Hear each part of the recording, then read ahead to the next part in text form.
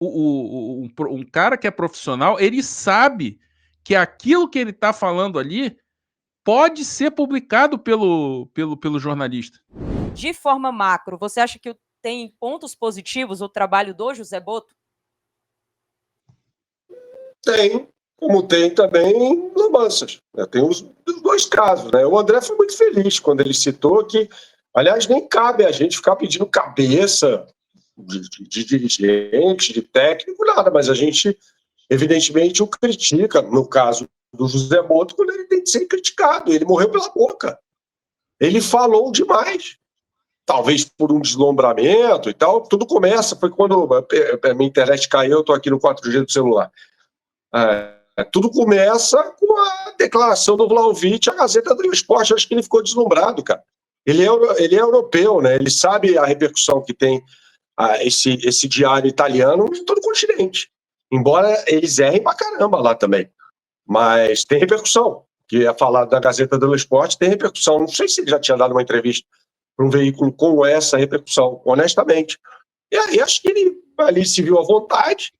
Falar, deixa eu falar aqui do Vlahovic e tal. E aí, quando ele fala do Vlahovic, ele coloca a expectativa, ele mesmo colocou, não foi questionado sobre o Vlahovic, ele falou do Vlahovic, ele coloca o sarrafo lá em cima, né, cara? É impossível o Flamengo contratar o Vlahovic nas circunstâncias normais. Ele foi contratado por 80 milhões de euros da Fiorentina, né? Então, o Flamengo não tem dinheiro, ele fala assim, não, dinheiro não é problema não, depende mais difícil é convencer o atleta, né? Então ele colocou lá em cima, aí uma semana depois aparece com Michael Johnston, é evidente que ele vai ser cobrado, né? É lógico que ele vai ser cobrado, é lógico que a repercussão vai ser ruim. Agora, eu acho muito feio, eu não sei o que vocês pensam a respeito, mas eu acho muito feio recuar por causa de repercussão. Tudo bem, não era para jogar no Flamengo, seria uma contratação errada, na minha opinião, seria. Mas é muito feio você recuar por causa de repercussão interna ou externa, ligar para o cara um dia antes, o cara estava para chegar no Rio ontem, ligar para o cara um dia antes e falar, não, sabe aquilo que a gente tinha falado? Então, não vai rolar mais. Imagine você fechando um trabalho, né? Recebendo uma proposta de trabalho, sendo entrevistado, aí o RH te liga e fala, pô, você vai ser contratado. Pô, legal pra caramba. Aí o pessoal lá dentro faz uma reunião e fala, não, essa contratação tá errada, né? Aí te liga no dia seguinte o RH e fala, pô, então, manja aquela conversa que a gente teve, esquece tudo, passa uma borracha. É a mesma coisa, pega muito mal. Eu acho muito feio. Acho a atitude muito feia.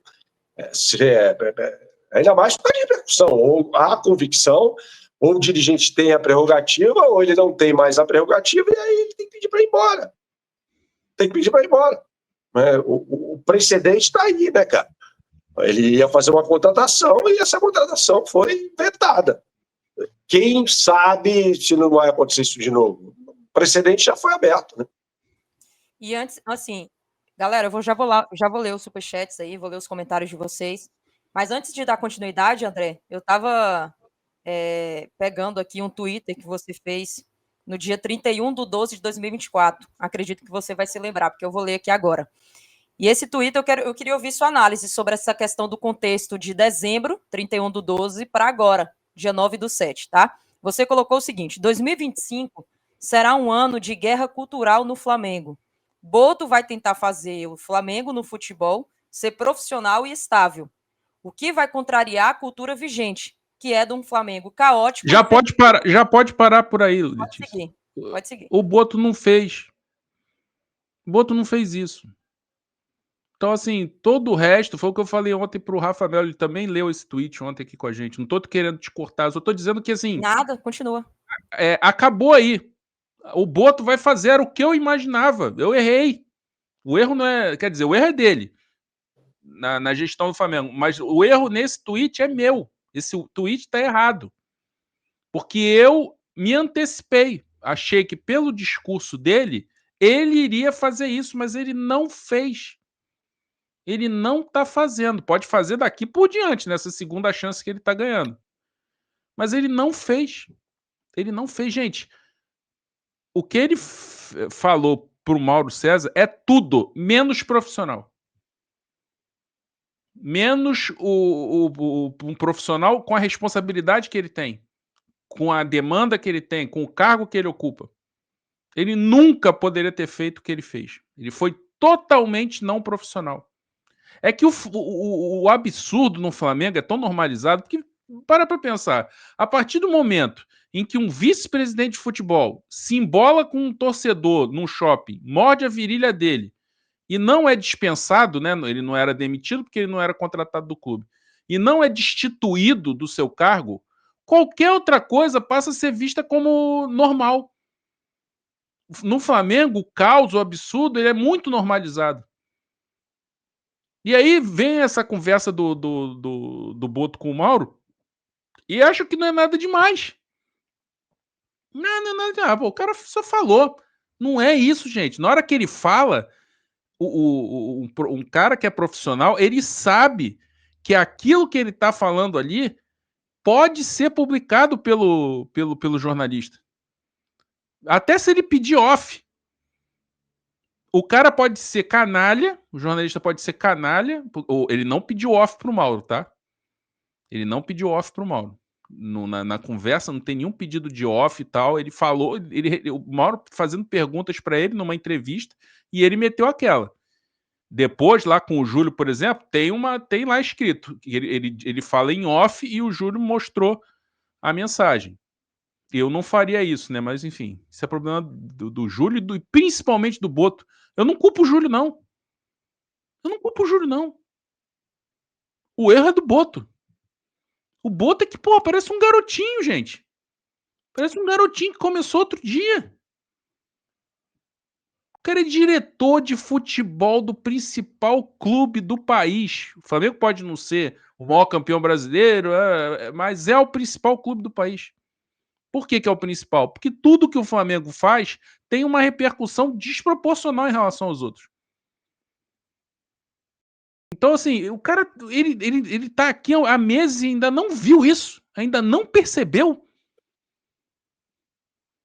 o tamanho de onde ele está inserido e ficar agindo como se fosse um tiozão de boteco?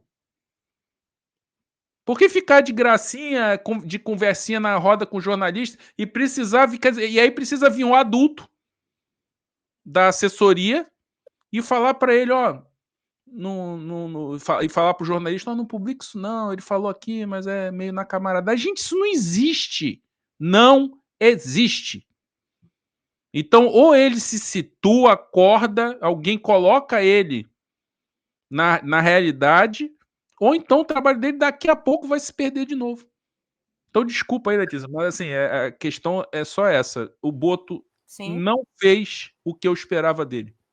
Ele não é profissional.